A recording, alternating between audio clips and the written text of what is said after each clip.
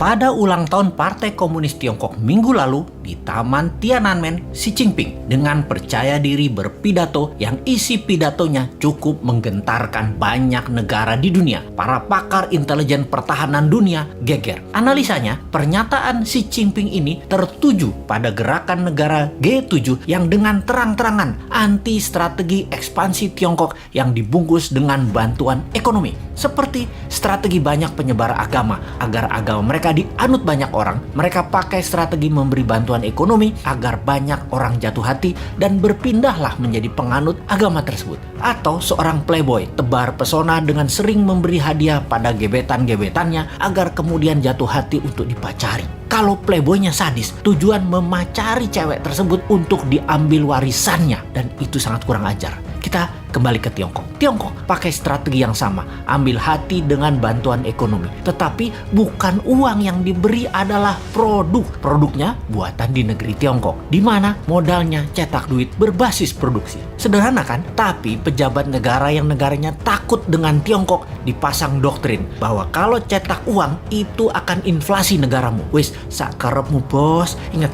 jabatan ada batasnya, ilmu juga ada batasnya.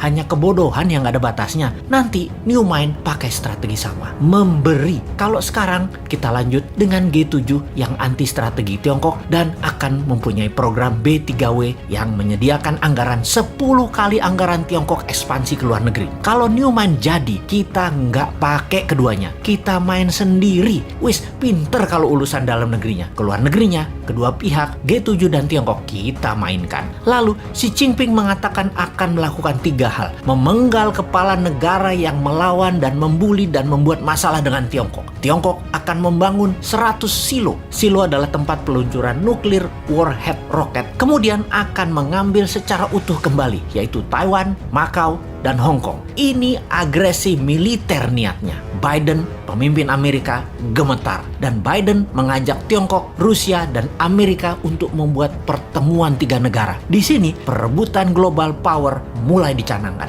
Ini serius. Kalau Anda nasionalis dan patriotis NKRI garis lurus, kita membahas negara mulai dari sini. Kita menengok sejarah dunia dalam masalah perekonomian dunia. Tiongkok sejak 3000 tahun yang lalu adalah wilayah perdagangan dan produsen terbesar di dunia. Di zaman Bizantium, Konstantinopel, ada Alexandria misalnya. Banyak lagi wilayah yang sudah lengkap bentuk negaranya dan makmur. Semuanya berdagang dengan Tiongkok. Baru dalam 200 tahunan ini, Tiongkok kalah dagang dengan dunia barat karena kemajuan teknologi yang pesat di Eropa dan Amerika. Hingga Amerika kemudian membangun Korea Selatan dan Jepang untuk menguasai pasar Asia Timur. Namun, strategi Deng Xiaoping di tahun 1979 hanya dalam 40 tahunan, Tiongkok kembali menjadi yang terbesar perdagangannya. Salah satunya memang bangsanya terbiasa berproduksi, terbiasa dagang, dan kuat lapar bangsanya. Secara bawah sadar, bangsa Han itu adalah bangsa pedagang, pandai memberi di awal, pandai merendah, pandai dagang tanpa untung,